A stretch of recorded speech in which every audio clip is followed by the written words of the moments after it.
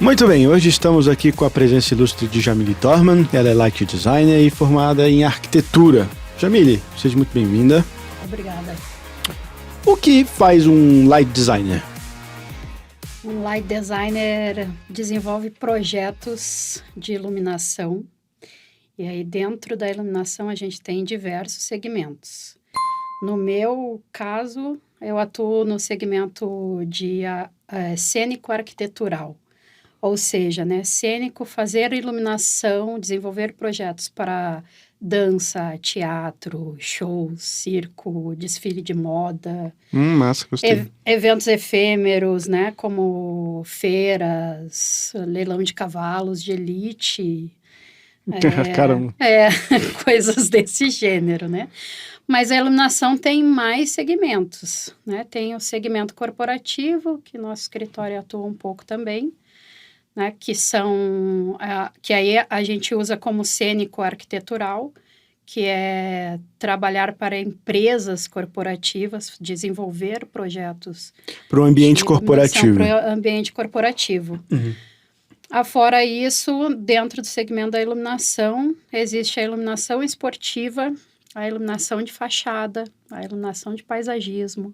De fachada é o quê? É tipo fora da empresa? Não, a iluminação de fachada é iluminar as fachadas dos edifícios, os prédios históricos, os monumentos históricos.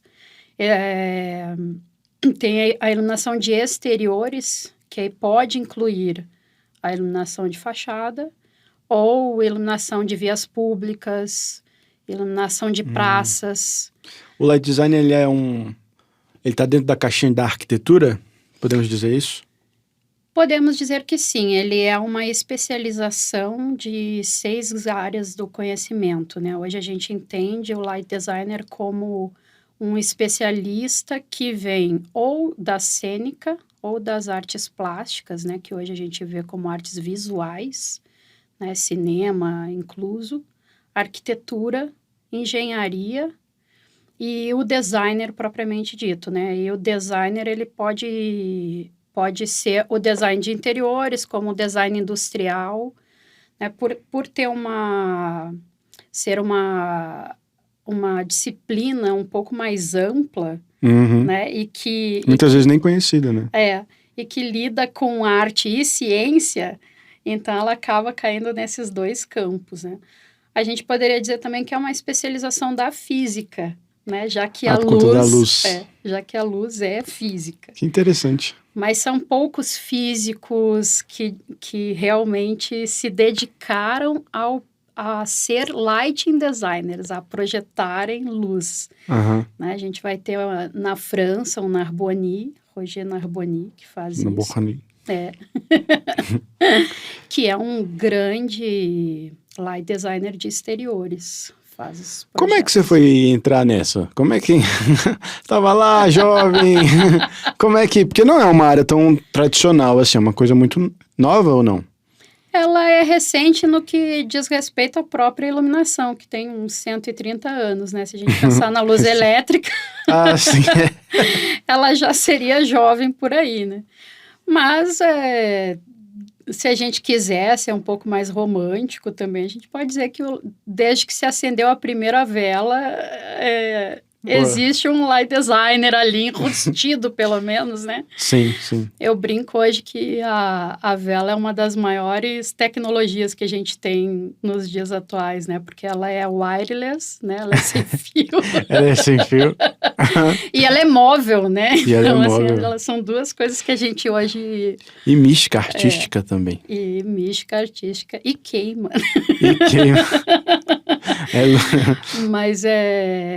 Mas eu, na realidade, diria que que eu fui escolhida, assim, né? Que a iluminação me escolheu e eu não a escolhi. Porque a grande responsável por eu entrar na iluminação foi minha madrinha, que é a irmã mais moça da minha mãe.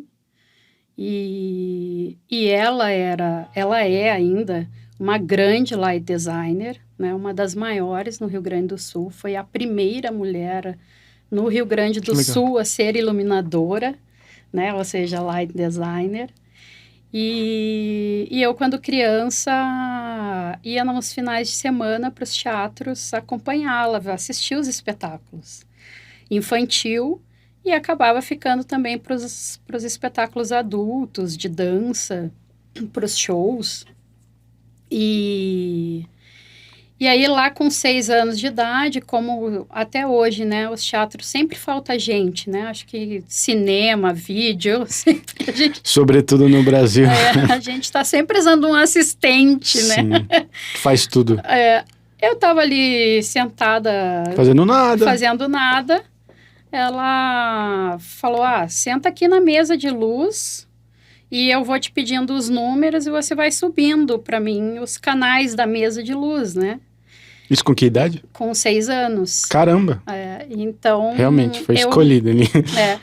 Eu brinco que eu aprendi a contar de 1 a 10, mas de 1 a 48 foi na mesa de luz. Porque aprendi fazendo... Nos 48 canais. Nos 48 canais da mesa, né? Mas... E na época também não tinha controle remoto, né? Eu era pequenininha e tinha a máquina de fumaça que ficava nas laterais, na coxia do teatro.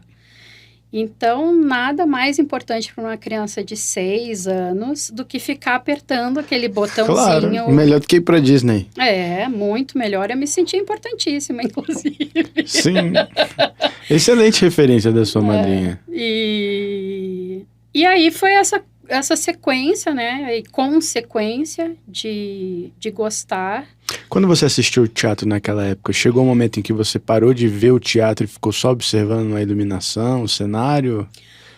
Eu acho que sempre observei, assim, sempre fui... A minha natureza sempre foi observadora, mas até pelo contato com as pessoas e ouvindo as discussões, a gente amplifica isso, né? E passa o tempo todo a perceber, né?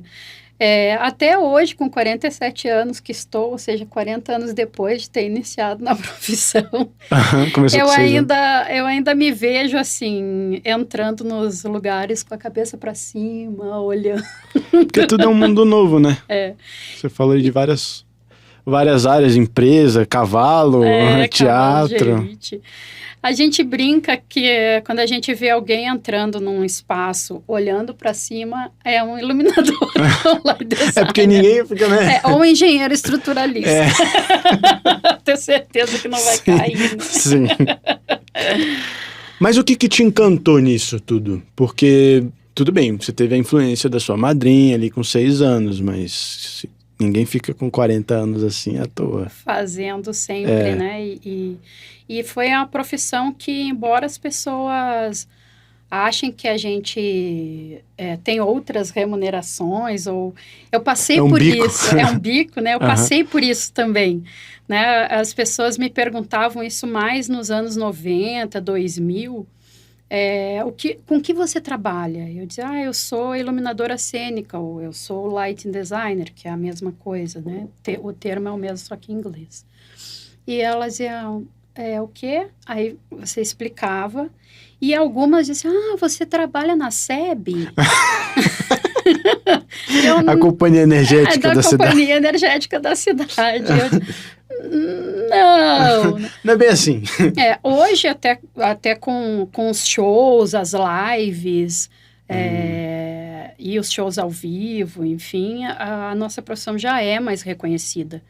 Mas quando eu iniciei, realmente éramos poucas, né? As pessoas não tinham em que caixinha te colocar. Não, é isso. Então... acontece também muito dessa questão de como não sabem explicar, ou você está num jantar e é muito complexo ter que explicar o que é um light designer, então eles te apresentam já como arquiteto, que facilita. Sim. Então, sim, eu falo que eu fiz arquitetura, mas eu não sou arquiteta, né? Eu não sou arquiteta porque não atuo como arquiteta. Né? Eu não desenvolvo projetos arquitetônicos, eu desenvolvo projetos de iluminação cênica e arquitetural. mas o que me fez ficar, né, encantada com isso.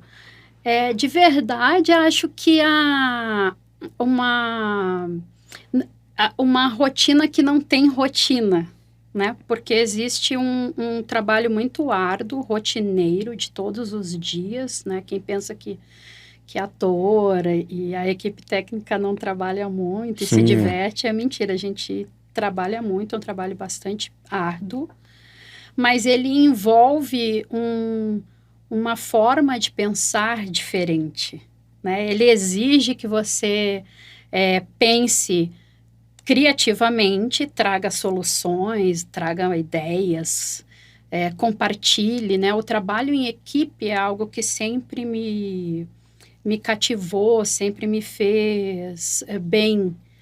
Então, acho que foram essas duas grandes características, né? Mas a luz na sua mão, ela ganha uma outra dimensão. Ela é um instrumento de comunicação também. Sim, ela é uma Aliás, linguagem. total.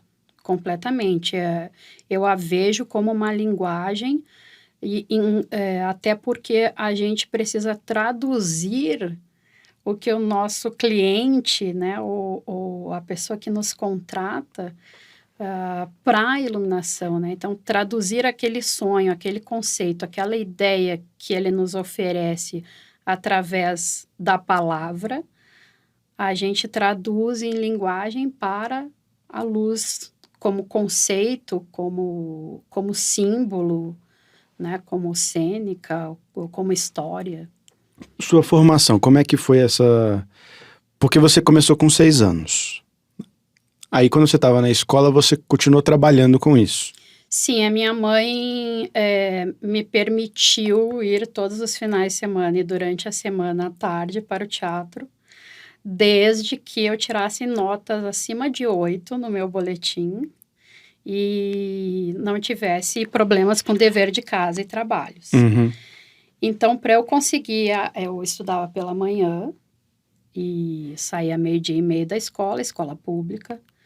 Para eu conseguir ir depois do almoço para o teatro, porque as montagens começavam às 2 da tarde. Certo. Particularmente, eu estou falando de Porto Alegre, sou gaúcha, né? O Bah. sotaque Não ninguém deixa vai mentir daí. Ninguém percebeu. Então, para ir lá para o Teatro São Pedro, para o Renascença, depois das 14 horas eu tinha que estar com tudo em dia. Então, eu usava meus horários de recreio, né? De Sua hora intervalo, minha hora livre, para fazer os deveres e poder já chegar em casa, almoçar e ir.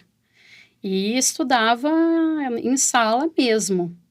Para antecipar tudo, fazer tudo e ficar com a tarde livre. E ficar com a tarde para ir para o teatro. Essa dica é boa, hein? E aí ia para o teatro. Para trabalhar, para estar junto, para prestar atenção, para servir cafezinho se precisasse, né? O que precisasse, mas que você estava lá para aprender. Eu estava lá para aprender. Você já tinha naquela época uma intenção de trabalhar com aquilo?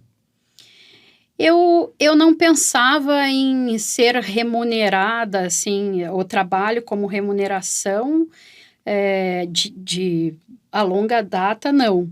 Né? Eu pensava assim, eu sempre fui idealizadora de querer coisas para mim, né? E até bens materiais mesmo. Então, e minha família é de uma família muito pobre, né? Assim, uma classe média baixa, eu diria. Certo. E então eu precisava para eu comprar um jogo. Minha mãe não podia me dar os jogos que eu queria, né? Então isso me fazia também motivar a ir e ajudar, mas não tinha essa visão assim, eu vou ali para ganhar dinheiro. Né? Eu vou ali para aprender, vou ali para observar. Mas você tinha naquela época, assim, ali é um lugar onde eu me divirto, gosto da experiência, mas eu preciso encontrar uma outra coisa para me dar dinheiro? Não, Ou você ali já conseguia, não, ali aqui eu vou conseguir... Eu não sei se da minha formação exatamente, mas eu acredito que seja da minha formação, e é algo que eu tento ensinar, inclusive, para os meus filhos e para os meus alunos, que eu acredito até hoje não mudou, que você precisa fazer o que você acredita e gosta. Acordar para o que você acredita, te motiva e gosta de fazer. O dinheiro, para mim, sempre foi uma consequência. Porque... E vejo que hoje um grande problema, né, que muitas pessoas passam e enfrentam é justamente essa compreensão, né, do que você gosta de fazer, o que você quer fazer e o que você precisa para se sustentar financeiramente. São coisas diferentes, né? Sim. É uma das questões que eu percebo que às vezes atrapalha um pouco na trajetória da gente começar, iniciar uma carreira, uma profissão, escolher, é o fato de as pessoas primeiro pensarem, eu preciso me sustentar, eu preciso ter um equilíbrio financeiro, né? Para mim nunca foi isso. Para mim sempre o dinheiro foi uma consequência. Eu preciso de motivação, eu preciso de desafios, eu preciso ter uma razão para eu levantar pela manhã e ir buscar o dinheiro. Então, essa é a minha escolha. Né? O dinheiro como consequência. O dinheiro como consequência. Né? Até porque eu cresci com pessoas muito mais velhas e vi pessoas chegando numa idade que deveriam estar se aposentando. Claro que existem outras questões no nosso país, políticas, econômicas, que aqui não cabe, mas a gente... Ao ver essas pessoas chegando em idade de aposentadoria, sem condições de se aposentar e continuar trabalhando, você vai observando e dizendo assim, pera, eu não quero isso para mim. Não é esse caminho que eu quero.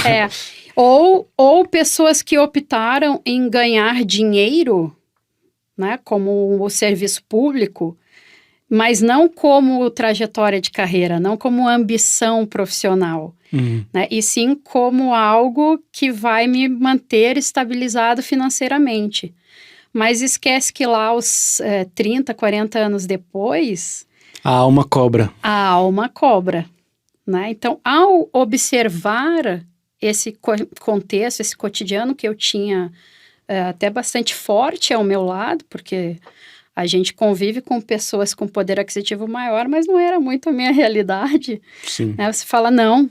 Eu preciso de algo que quando eu chegar aos meus 40, 50 anos, eu ainda tenha vontade de levantar e sair, fazer e defender. Né? O dinheiro e a alma juntos. E o dinheiro e a alma juntos. Né? E até hoje eu me sinto assim, sendo desafiada na minha profissão, né? É muito bom quando você também conhece profissionais que você ouve ele falar a respeito da profissão e você vê o olho brilhando. Sim. Né? É diferente quando você leva uma roupa para uma costureira e você vê que ela tem amor pelo que ela faz. Cuidado, né? Ou ela tá ali só ganhando o pão de cada dia. Né? Essa paixão, essa vibração, essa energia que o profissional tem quando faz o que gosta e que acorda com vontade de fazer, que eu acho que é o grande diferencial hoje. De qualquer profissão. De qualquer profissão. Que vai fazer realmente você ser esse cara de ponta ou você ser um cara normal, ser um cara comum. O cara de ponta, como você está falando, é alguém que geralmente estuda mais, pega mais referência, vai onde ninguém vai. Queria que você falasse um pouco da sua trajetória acadêmica. Você estudou arquitetura, mas fez mestrado. Qual foi o caminho que você trilhou? E qual foi essa sede que você queria matar? Porque você não estudou porque te obrigaram. Não, eu fiz o caminho inverso. Eu vim de uma história prática. E por conta da prática, eu quis buscar uma teoria. Então, eu fiz esse caminho inverso, mas que... É melhor até, né? Eu acho que me foi mais útil. Porque ao fazer arquitetura, eu fui fazer para compreender como ler aqueles mapas de teatro, como conversar com cenógrafos, como pensar em escala... como fazer um cálculo estrutural para subir uma vara de luz, quanto pesa, né? Então, essas questões me levaram à arquitetura. E a arquitetura também me surpreendeu com outras possibilidades que eu nem imaginava que ela ia me oferecer, como me dar aulas de filosofia, de entender o ser humano. Pensar na vida. Pensar no humano como um habitante de um espaço, pensar um conceito de projeto, pensar como desenvolver um projeto a partir de uma caligrafia, né? Como eu vou transpor aquela vontade, aquela necessidade do meu cliente para algo concreto. Porque a iluminação ela é efêmera, né? Então, como fazer isso? Então, as aulas de percepção também, né? Você descobre que não basta só também ler, é preciso observar, né? É preciso... Sensibilidade do seu olhar. É preciso você guardar na memória, né? Fazer uma bagagem cultural para que você possa depois ir lá nas caixinhas, abrir e buscar ferramentas que te auxiliem para criar novos projetos. Entender que às vezes você tem que jogar todas as caixinhas no chão, bagunçar tudo para sair alguma coisa. Que o caos também é necessário. Que o caos é necessário para dar ordem, a ordem é necessária para o caos, né? A coisa eu preciso de uma regra, eu preciso conhecer as regras para quebrá-las, né? Eu não posso simplesmente quebrar o nada. Saber o que você está fazendo. Né? Então, essa formação da arquitetura, e aí depois eu busquei fazer licenciatura em artes visuais e me formei aqui pelo Dulcina, de Brasília, porque também percebi em mim e percebia que o mercado necessitava dessa troca de conhecimentos, dessa rede de formação e informação, que até então a iluminação era um pouco incipiente na língua portuguesa. E aí falei, vamos fazer licenciatura para pegar essa parte didática, pedagógica, de transmissão de conhecimento para o outro, já com uma visão de implantar novos caminhos, de criar uma cultura da iluminação, desenvolver o meu próprio mercado, né? Perfeito. Que também é isso, é um não acomodar-se, né? O mercado é novo, a profissão quase não é conhecida. Quando eu comecei, sim. Mas é aí que mora a oportunidade, né? Exatamente, você transformar a dificuldade em oportunidade, né? E aí isso meu pai foi muito feliz, porque ele me falou uma vez, e eu nunca esqueci, dizer, em terra de cego, quem tem olho é rei. Né? Então são aqueles ditados que às vezes... Tem um também, posso ir junto com seu pai? Claro. Quem chega primeiro bebe água limpa. Exato, quem acorda, Deus ajuda quem cedo madruga. E por aí vai. E aí por aí vai. Eu falo da água limpa porque por ser uma área nova, em que não tem, talvez, como você está falando, tá todo mundo muito raso ali, e você vou pegar um pouco da arquitetura, vou pegar um pouco da arte, eu estou profissionalizando esse meio e eu sou o primeiro entrante naquele segmento, né? Isso há muitas oportunidades a partir disso. E é claro que o resultado final hoje, depois de 30 anos de profissão, né, regulamentada, e um tempo de trabalho infantil escravo. Uma exploração infantil básica, familiar. Familiar. E Porto Alegre. Mas hoje eu consigo ter orgulho, inclusive, de dizer, né, deixar um legado aí de mais de 13 mil profissionais já formados comigo.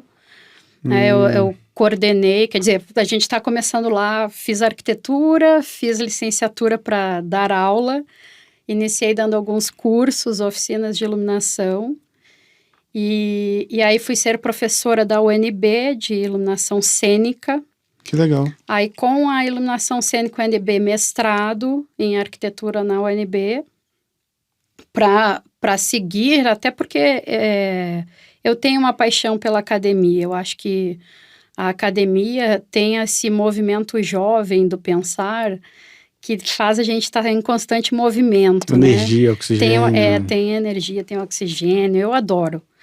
E aí fiz o mestrado, acabei que por conta da dedicação exclusiva da UNB, que me exigia, eu tive que pedir para sair, né? Era concursada, mas aí eu pedi exoneração do meu cargo.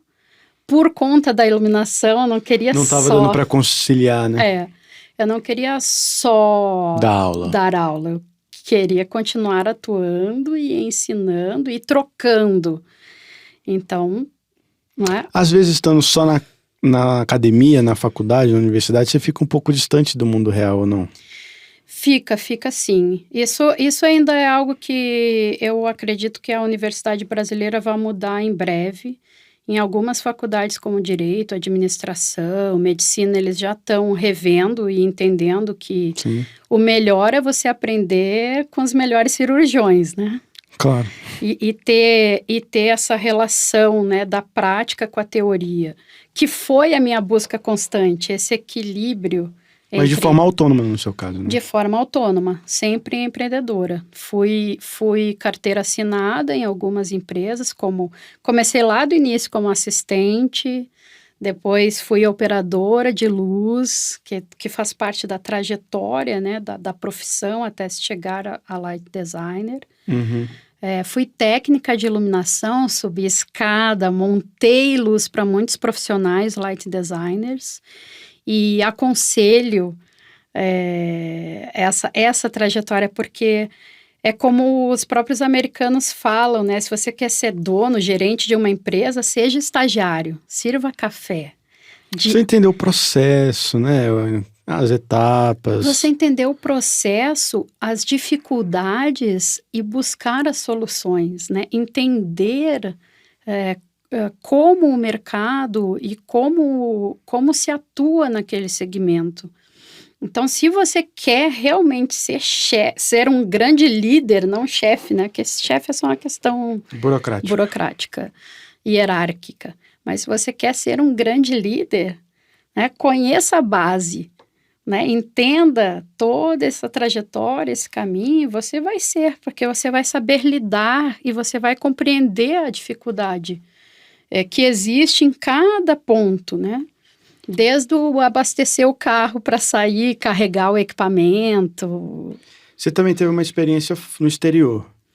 Tive uma experiência no exterior, fazendo mestrado pela Universidade Politécnica de Madrid, mestrado em desenho de iluminação arquitetural. E fiz num momento que eu estava me sentindo profissionalmente super bem, no meu melhor momento profissional, com escritório desenvolvendo mais de 40 projetos. Caramba! E aquele momento foi um momento de eu preciso de outras referências, eu estou em outro patamar, eu preciso me... Não, nesse de outro patamar. Mais, né?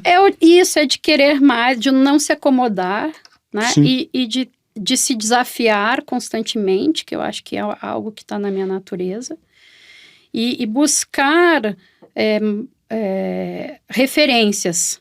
Eu tinha muita dificuldade de compreender onde eu estava de fato, embora hoje, olhando para trás, eu pudesse dizer e posso dizer que eu estava numa grande, né, assim, numa zona de conforto. Certo. Né, eu precisei ir para o exterior para compreender isso, né, compreender quem eu era profissionalmente e o quão preparado ou não estava.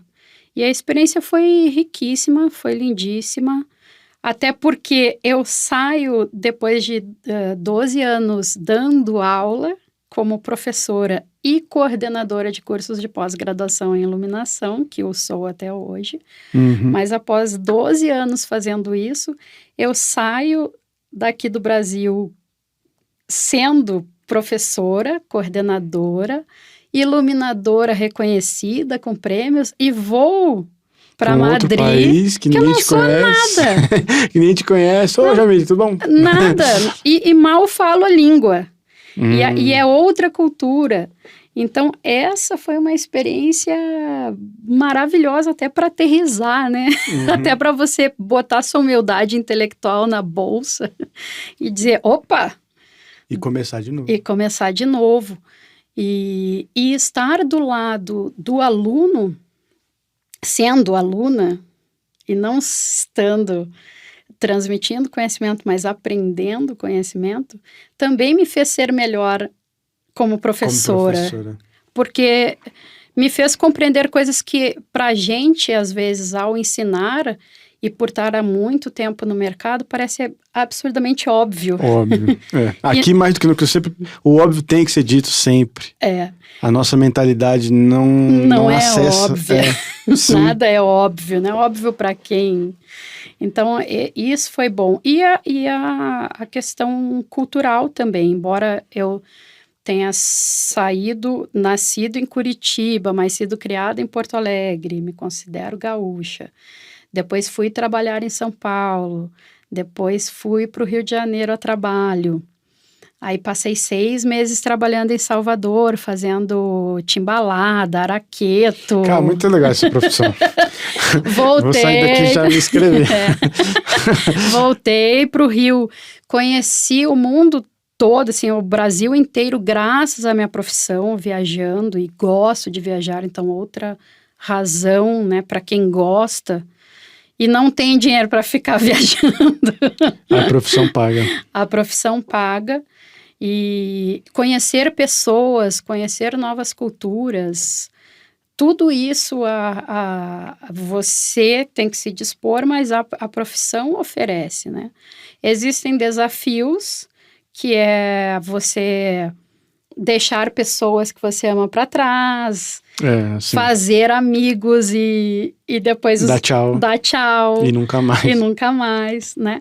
Mas eu vejo que existem mais vantagens do que desvantagens. E vantagens e desvantagens, elas sempre vão existir. O que você precisa para iniciar e para continuar é você compreender o que você é capaz, né, de suportar em termos de vantagens e desvantagens.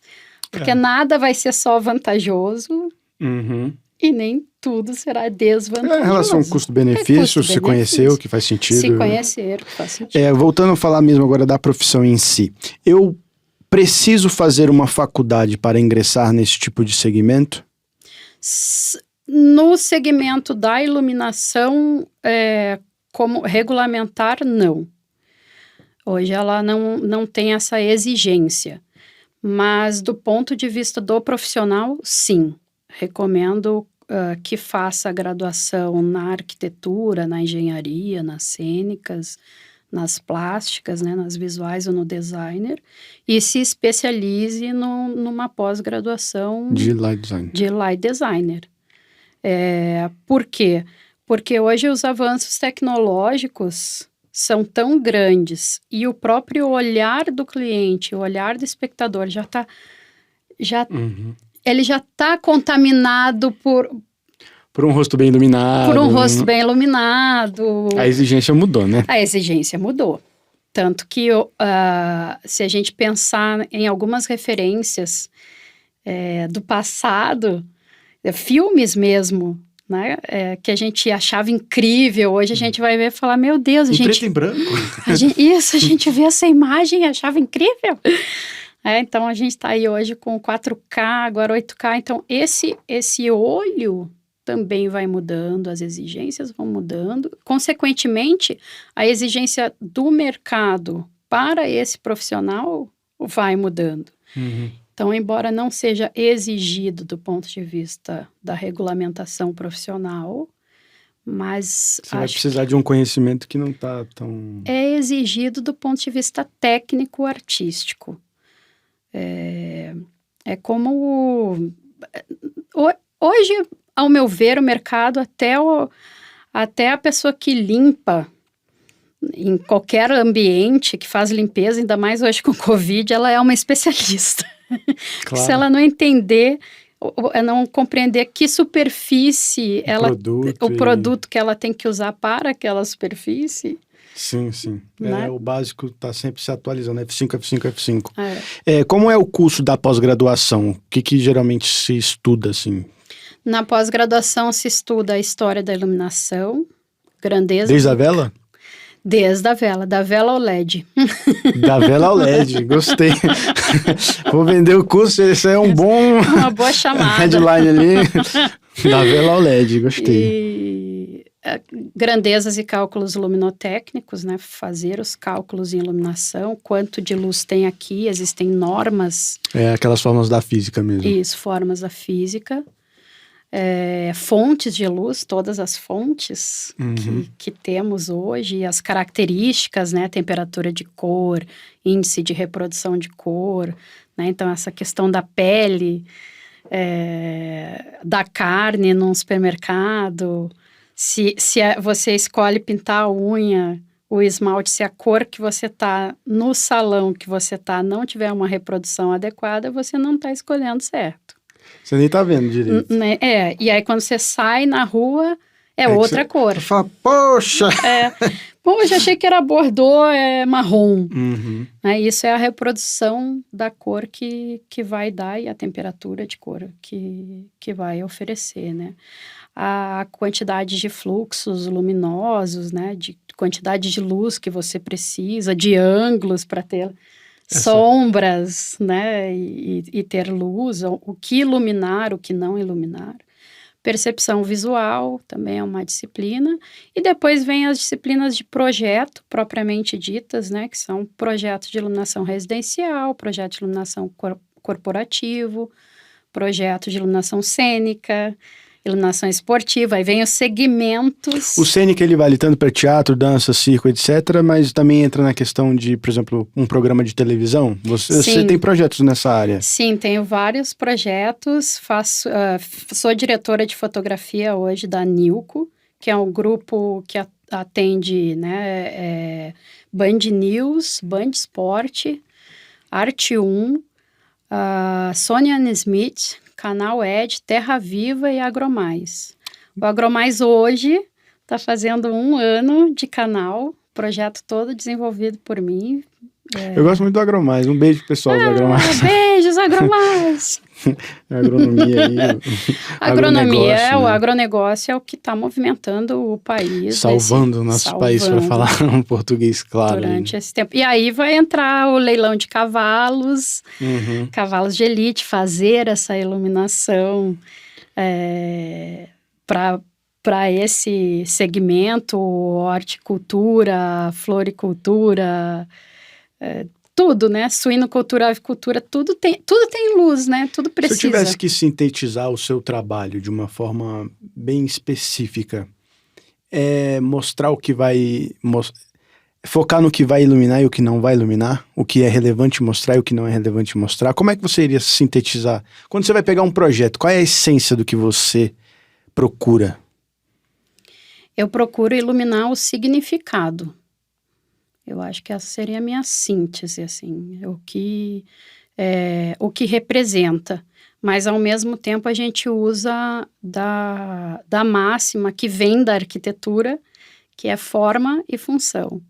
Então, na iluminação, eu gosto bastante de pensar como ingrediente principal, primeiro, se eu vou pensar em iluminar dar a funcionalidade da luz, né? Iluminar essa mesa, iluminar esse set, ou se eu vou pensar num desenho de luz, que a cênica atua mais, e depois, então, a função.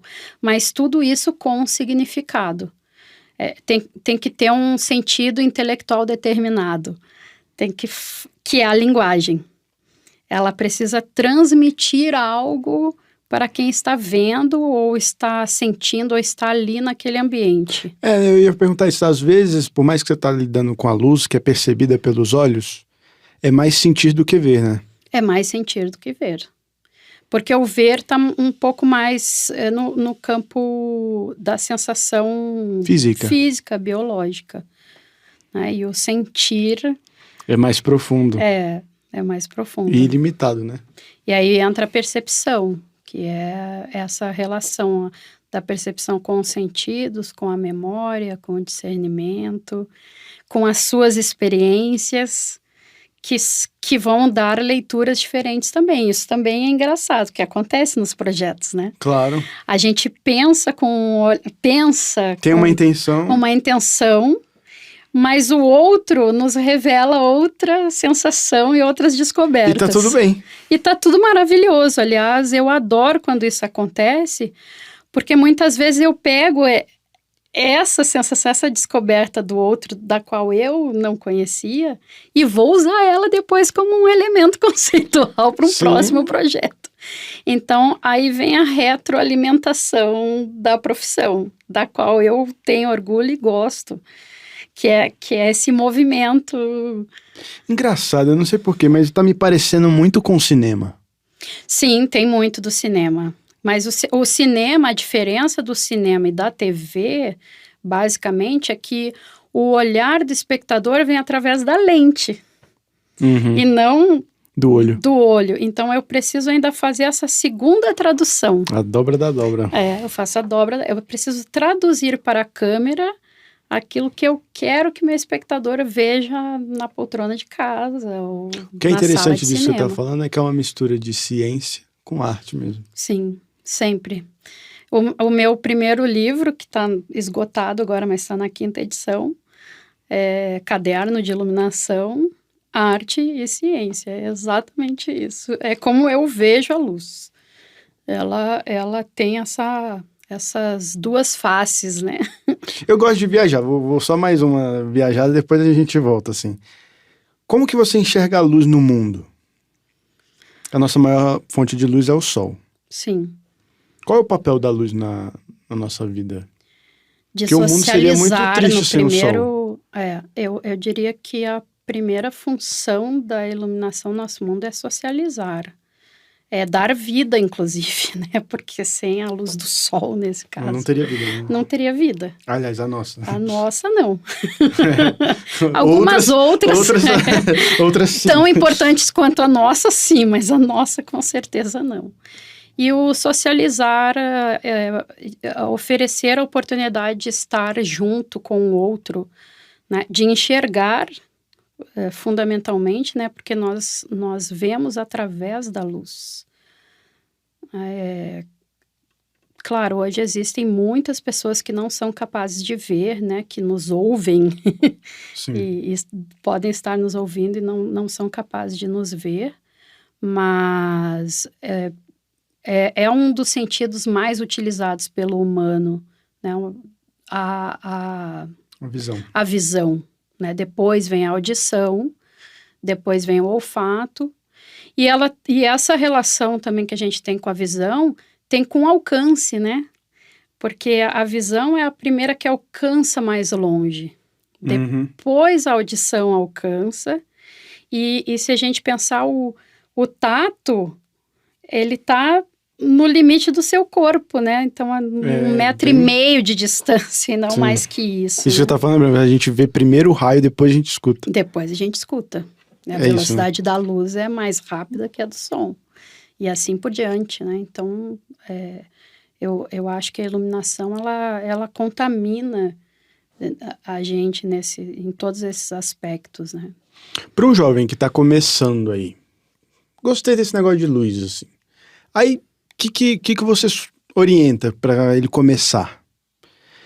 Como você falou, já tentar arranjar um trabalho, mesmo sem ter uma experiência muito grande, só para poder estar ali vivenciando, respirando, pegando referência. Que tipo de coisa ele pode ler com a autonomia dele para ele já pegar o basicão, arroz com feijão e já fazer uma luz legal? Hoje a gente tem uma grande vantagem, né, em relação a quando eu comecei, que a gente tem internet, YouTube, eu acho tudo de bom, né, o WhatsApp. Eu diria que para os profissionais que se apaixonarem por essa área, primeiro encontrar profissionais como na fotografia, no cinema, buscar mesmo, zapear ali na internet, encontrar esses profissionais, de preferência na sua cidade, né, esses iluminadores, light designers, técnicos, grudar neles. ficar com eles o máximo. E junto com isso, formação. Né? Então, ter a prática e ter a formação Que teórica. é o curso da arquitetura, da engenharia. Qual engenharia? Qualquer uma? Engenharia elétrica e civil. São as duas que atendem aí aos requisitos para depois ir para uma especialização. Que aí a pós-graduação... Que aí a pós-graduação oferece. Mas estar em contato com profissionais que te motivem, que te inspirem, que tenham os mesmos... Referência, né? Referência, que te tragam os mesmos valores que você acredita, você buscar essa identificação, eu acho fundamental. Não tem problema se no início você achar que é passar um tempo e mudar. Não veja isso como algo ruim. O importante é a gente estar em movimento, né? E veja como algo positivo. Você, ao estar com essa pessoa e descobrir que não é, você descobriu o que é. Quando você descobre que não é, você também... É uma conquista absurda. É uma conquista. Sim. É a lei dos americanos também que falam, fracassar faz parte do sucesso. Pré-requisito. Nenhuma pessoa que faz sucesso não fracassa um dia, né? Então, sim. A menos que já tenha ganho tudo de presente. Qual você acha que é uma área mais carente aí? É a de cenografia? Eu ainda acho que é a da cênica, sim. Cenografia não, cênica, desculpa. A cênica ainda é uma área... Nós temos grandes profissionais no Brasil todo, mas nós temos um mercado muito grande. É claro que nesse momento a gente vem da pandemia, né? Mas as coisas já estão Mas agora mais do que nunca, com esse band live, o pessoal precisa de um cenário, de uma... Precisa muito, mudou inclusive. Acho que aumentou a demanda. Aumentou a demanda nesse sentido... Até no sentido de saber tecnicamente lidar com as tecnologias, Sim, entender das câmeras, entender das linguagens, né? Isso está exigindo mais, as produtoras estão buscando. A cultura é a quarta maior economia do mundo, né? Então, é um grande segmento, é um mercado muito rico, muito, muito vasto.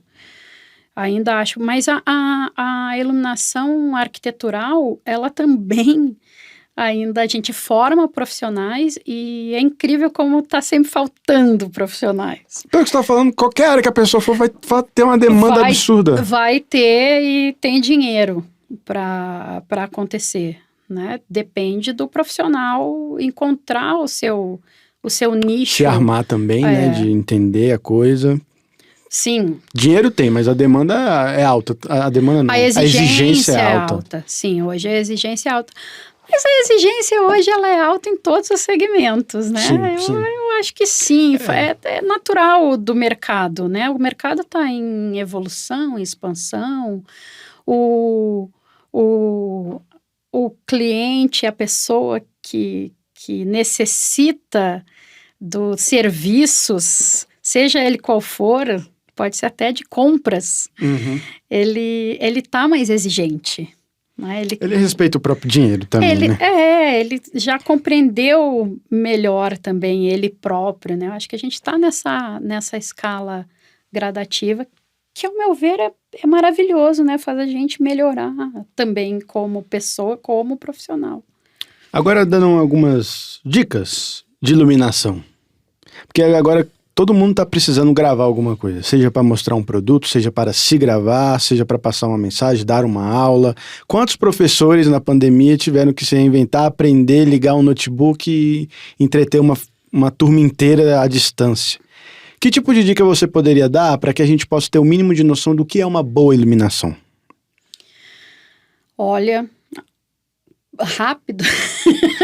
Sim. Eu acho que essa relação, né, de 3 pontos que vem do cinema, então você tem uma boa iluminação, ter uma boa luz de frente, ter alguma coisa que te preencha o contorno aqui, e uma luz de preenchimento, uma luz geral que te auxilie para que a câmera, ainda mais as câmeras de hoje que são Full HD, elas precisam desses quadros, né? Então, 3 pontos de luz sempre, um na frente, Um atrás. Um atrás e um geralzão. Um geralzão que preencha esse espaço. E hoje em dia tem muita... Difuso, para não estourar brilho. O que seria não. o difuso? Como fazer um difuso? Um difuso você pode fazer com papel vegetal. Papel manteiga. Papel manteiga não é tão bom, mas dá para fazer também, né? Hoje já Mercado Livre, não sei se a gente pode falar assim. Pode, né? Inclusive o Mercado Livre, nosso patrocinador, quero agradecer, mandar um beijo. Por favor, venham. Você pode buscar, né, por... O LED, que é uma luz, uma fonte de luz, ele tá mais acessível, né? Ele tá mais acessível, mais barato, dura mais. E vale a pena investir. Vale a pena investir. E ele já vem com aquela círculozinho... tem aquilo ali ajuda a dar uma difundida na luz. Sim. Isso é a luz difusa? Essa é a luz difusa, que tem aquela lente que você não enxerga a fonte de luz, né? Sim. Ela A difusa é para o quê? Para preencher o rosto? A difusa é para preencher o rosto, mas não te dá... Não estourar a luz em você, assim, não te dá brilho de luz. Fica mais harmônico. Você não enxergar aquele foco assim e o resto iluminado. Lá em casa eu tava começando a gravar uns vídeos, aí eu peguei uma caixa de papelão, cortei o fundo dela, botei um papel manteiga e botei uma de cada lado. Ficou lindo. Custou R$50. Sim. E tem soluções legais, baratas, eficientes, né, que você consegue fazer. E a vantagem do LED é o fato dele não esquentar. Eu ia falar isso. Aí você tem condições de botar num papelão, né? Sim. As fontes antigas, a gente tinha as halógenas, pega fogo. Ter o cuidado com a reprodução de cor. Né? Então, acima de 90, qualquer lâmpada, qualquer fonte de luz que tiver IRC ou CRI, que é em inglês, né? Acima de 90, você tá grandão, você tá bem, a sua pele... Entendi. Vai estar na sua cor, para não acontecer o que a gente vê em alguns canais, até de TV ou em algumas lives, que as pessoas estão meio esverdeadas, meio azuladas. Esse é o problema do IRC. Quando não é proposital, claro, né? Que às vezes a gente... Às vezes é artístico. Né? É artístico, Mas quando não é artístico, azul, vermelho, verde... Sim. É essa questão da reprodução de cor. Como é que você enxerga o futuro da sua profissão? Qual a tendência? Eu acho que a tendência é nós sermos cada vez mais especializados no segmento, assim, como um médico obstetra, um advogado criminalista. Eu vejo o lighting designer específico, assim. Eu sou um light designer esportivo, eu sou um light designer corporativo, eu sou um light designer residencial. Eu vejo que a gente está caminhando para isso até por conta dos avanços tecnológicos e da necessidade mesmo que as pessoas, que os clientes sim, as exigências estão exigindo e que o nosso olho está calibrando, né? Porque como você falou, a câmera cada vez mais 4K. Eu tô vendo a ruguinha lá. Isso, você vê todos os detalhes, você vê tudo, né?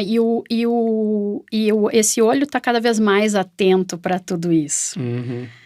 Então... Percepção. Né? Eu acho que o nosso futuro é esse futuro 8K, assim, the best of light designers, mas especialistas. Para você entrar no mercado, geralmente você precisa ter seu próprio escritório, é isso? Sua própria empresa? Ou você trabalha como freelancer, ou... Como é que funciona? Você pode ser autônomo, trabalhar como freelancer.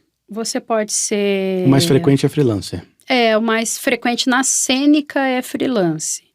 Na arquitetura, não. Na arquitetura são mais empreendedores com escritórios. Mas hoje a cênica também, por conta até das novas leis trabalhistas, a maioria dos profissionais já são empreendedores, são donos de empresas ou microempreendedores. são MEIs. É isso que eu ia te perguntar, porque agora já não tem nada a ver com arquitetura, não tem nada a ver com luz, tem a ver com empresário. Com o empresário. Que tipo de aprendizado você teve, as duras penas, que você já poderia dar como uma dica para... Que tipo de cuidados, né? O primeiro cuidado profissional que eu acho que é importante é você cuidar do seu currículo desde o início, manter ele sempre atualizado, né? Por mais bobo que pareça. Currículo e portfólio. Currículo e portfólio, sempre atualizado. Hoje ter um site é barato, né? Você tem algumas plataformas que oferecem até alguns gratuitos, né? WordPress, Wix, que você aparece ali pelo menos você legitima o seu portfólio digital. A autoridade, né? Eu ia te perguntar isso também, a importância do seu posicionamento no digital. Sim. Tem o Instagram também, que já é um básico, né? Sim, o Instagram, né? E as mídias sociais, né? Você se posicionar ali nessas mídias, então, e cuidar da sua trajetória profissional. Isso é fundamental. Não achar que você vai fazer alguma coisa hoje e amanhã tem resultado. O resultado, você deve pensar em 30 anos. Esse imediatismo, que é bastante comum, né? Ele, numa profissão, ele não existe. Uhum. Né? Você precisa entender as fases, os estágios, onde você está, para onde você quer ir e o que você precisa para fazer. Né? Motivar-se a fazer, ter coragem, porque hoje, para você ser um empreendedor no Brasil, você precisa ter coragem de enfrentar os obstáculos, as dificuldades, mas elas vão sempre existir. Mesmo que você escolha ser um profissional de CLT com estável, carteira assinada estável. Que a pandemia veio e falou, tá bom. Desestabilizou. Sim. Mesmo que você escolha ser esse profissional estável, você vai ter outras instabilidades. Vai ter que desafio. Não vai ter o desafio de lidar com chefes que trocam de 2 em 2 anos. Você vai ter outros desafios. Eu tenho a impressão de que o desafio maior é o da CLT. Porque gente, eu acho o que empresário é difícil, tudo bem, mas querendo ou não, você tem mais na tua mão ali. Claro. Se você fizer, não tem como não dar resultado. Depende de você, né? Fundamentalmente. Depende de você ter paciência, depende de você saber ouvir, né? De você observar. Se analisar também, porque às vezes a pessoa, eu não tenho resultado. Mas, cara, você tá pesquisando? Você tá antenado? Sim. Tá conectando com pessoas, networking? Ficar no ouvindo a mim não acontece. Né? Mas acho que hoje isso não acontece para ninguém. Você tem que correr atrás, né? Você tem que se apresentar. Né? E o digital ajuda nisso. Um cartão de visitas sempre. Na mão. Na mão. Então, tá lá o cartão, né? Tá aqui o meu. Então, sempre. Porque, além de você se apresentar, quando você se apresenta, você obriga que o outro também se apresente para você. E aí você comete menos erros. Porque, de verdade, agora, eu não sei quem você é. Mas quando eu me apresento para você e falo...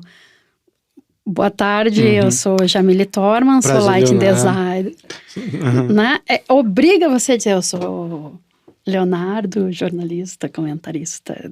E aí a conexão começa a acontecer, né? Então, um cartão de visita, um currículo, um portfólio, networking.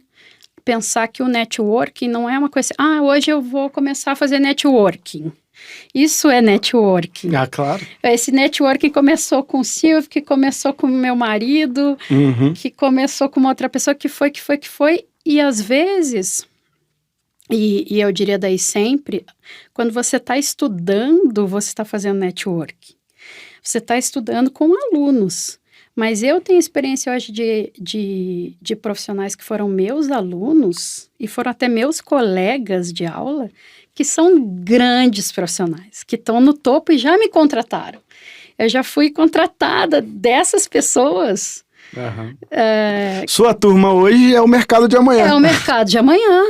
Né? Então, se você deixar de fazer o trabalho, o dever da escola, né, e deixar tudo para o seu colega fazer, é possível que ele no futuro seja esse empreendedor ele não vai chamar você Porque ele sabe de que quem você não faz.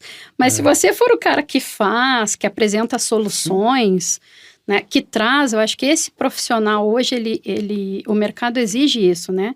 Um profissional que traga soluções. Resolve problema. Que resolva problemas de forma ágil e rápida. Que tenha bom humor, na minha visão. Leveza, né? Leveza, né? Na minha visão, ter bom humor hoje é fundamental. Bota no currículo, eu sou bem-humorada Bem-humorada. Você tem toda a razão. Respeitar a diversidade é fundamental hoje, né? Nós vivemos num país múltiplo, em cultura universal, porque tá aí o Facebook e as mídias que fazem a gente se comunicar com todo mundo. Então, cabeça aberta, né? E se você não tem essa cabeça aberta, leia muito, né? Faça cursos, estude. E se ainda assim você achar, por algum motivo, que você é contra determinadas preferências... Tudo bem. Tudo bem, assuma e escolha o seu segmento conservador ou o seu segmento... O que for da prática que você desejar mais. Mas na hora do mercado tem que conviver, tem que dar bom dia, tem que comer junto às vezes. Tem que sentar no ônibus, tem que atravessar a rua. Pegar um avião junto. Tem que pegar avião, então faz parte, né? O ser humano é um ser social, ele convive. Sim. Né? Se você for capaz de ver isolado e pagar suas contas. Não precisa nem no supermercado, né, sobreviver por si só, o que eu acho muito difícil. Sim. Né, do contrário. Para a gente ir encerrando por conta do nosso tempo, eu gosto muito de histórias como a sua, porque além de fugirem do padrão, eu acho que é a tendência. O que é a tendência, ao meu ver? É a pessoa que vai ter que dar um jeito de se atualizar de forma autônoma. Não tem um professor, uma faculdade ou uma escolinha que vai ficar falando para você o que você tem que estudar. Você ir atrás e também você colar e conectar em pessoas para você ir aprendendo e construindo, vai montando seu portfólio, seu currículo, seu nome e tudo mais. Sim. Acho que isso vai ser a tendência. Aliás, isso já é uma realidade. Eu acho que já é uma realidade. O governo, o mundo... Precisa de mais empreendedores, né? De mais pessoas também que empreguem outras. Isso, é legal isso. Né? Então, compreender também essas naturezas, né? De que existem empreendedores e existem pessoas para trabalhar para os empreendedores. Isso é maravilhoso. Né? Existe mercado para todo mundo, mas você precisa entender onde você quer estar. Onde você se encaixa. Onde você se encaixa. Tem uma coisa legal também na sua história aí, que é você foi empreendedora, você trabalhou para outros, mas você também ensinou outras pessoas. Mais de 13 mil alunos. Sim, só na pós-graduação. 13 mil só na pós-graduação, fora graduação e cursos técnicos e oficinas de iluminação, né? Eu acho que transmitir o conhecimento é perpetuar aquilo que você acredita e... É se eternizar também. É deixar um legado, né? Então, para mim, esse é o legado que eu gostaria. Escrevi o livro, né? Tem um segundo livro escrito também, que está na Amazon. Vou deixar na descrição. Isso. Então, acho que livros são grandes amigos, grandes companheiros, grandes fontes de conhecimento, networking, pessoas, estar em movimento, observar muito, né, acreditar, né, não perder a coragem e a crença e ver o dinheiro como consequência, sempre. Né, ele virá, as pessoas, não deixar de dizer seus sonhos, não deixar de dizer o que você quer fazer, não ter medo. É isso que eu ia, pra gente encerrar, falar sobre medo. Porque às vezes você lidar de forma autônoma, empreendendo, você está lidando com um mundo desconhecido que você, principalmente no ramo que é novo, você está dando os primeiros passos. Como lidar com esse medo e essa insegurança? Eu acho que eu nunca tive. Ou assim, tenho, mas aí você, quando tem medo, você se apoia em pessoas você estar e se apoiar em pessoas que você confia, que te dão segurança, que te amem, né, que estejam com você, não precisa ser da família, né? Seus amigos podem ser a sua família, mas se você tiver da família também, melhor. Eu acho que quando você se apoia nessas pessoas e também em livros, né, essas inseguranças e esses medos, eles vão sendo reduzidos, eles vão diminuindo e os próprios amigos se encorajam. Então, é importante você ter pessoas positivas ao seu redor, que acreditem em você. Talvez até que acreditem mais em você do que você mesma, não tem problema nenhum. Sim. Porque são elas que vão te alavancar e te ajudar, né? Eu tive isso, sou muito grata a muitas pessoas na minha vida, porque estiveram ali para me auxiliar e fazer por mim, né? E hoje eu tento também retribuir isso a outras pessoas que vêm a mim, porque a fila anda. Claro. Né? E tem que andar. Né? Então, eu vejo essa importância também de você ter humildade de confessar seu medo, né? Como no Mágico de Oz, né? Dizer, olha, aqui eu tô bem, aqui eu te dou a mão, aqui eu preciso que você me dê a mão.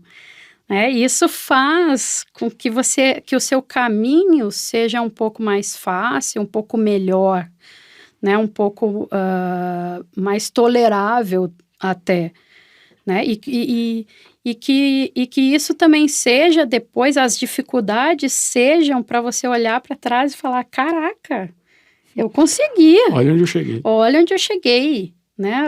Olha tudo que eu fui capaz de fazer e que fizeram por mim. Porque você nunca está sozinho, né? E esse é um enfrentamento do medo importante, né? Quando eu me vi muitas vezes com medo, eu pensava, mas eu não estou sozinha, né? E aí esse não sozinho pode ser ancorado em várias, né? Em pessoas, em amigos, em familiares, em Deus. Em livros que você falou. Em livros, né? Em autores. Então você tem, né? Na natureza, num animal, num bichinho de estimação. Você só está sozinho se você quiser, né? Você só está sozinho se você realmente desejar estar sozinho. E você só não vai realizar o que você quer se você realmente não desejar realizar. Se você desejar realizar, você vai. Eu tenho convicção, a minha história conta isso. Recurso não falta também, internet, etc. Hoje, pede ajuda. Né? A gente tem até, eu não tenho computador, não tenho nada em casa, mas tem um lugar público que você pode usar. Vai ter alguém que vai, se você tiver vontade, força de vontade, persistência, coragem, sempre vai ter alguém que vai acreditar em você e vai te ajudar, abrir uma porta. Depois vem outras. Né? É diferente de você, eu preciso de dinheiro, você me ajuda? E o dinheiro, na verdade, é a última das... Ofereça ajuda. E essa pessoa vai te dar o dinheiro, vai te, né? Faça pelo outro. Seja interessante antes de ser interesseiro. Isso, perfeito, lindo. Acho que é isso. Dá até para encerrar. Dá. Jamile, muito obrigado pela sua presença. Espero que você tenha gostado. Até a próxima, né? Porque a gente nunca sabe o dia de amanhã. É verdade. A gente ainda tem muita coisa para conversar aí sobre esse mundo desconhecido. Muito obrigado, espero que você tenha gostado. O mundo maravilhoso da iluminação. Um beijo, obrigado. Um beijo, obrigado.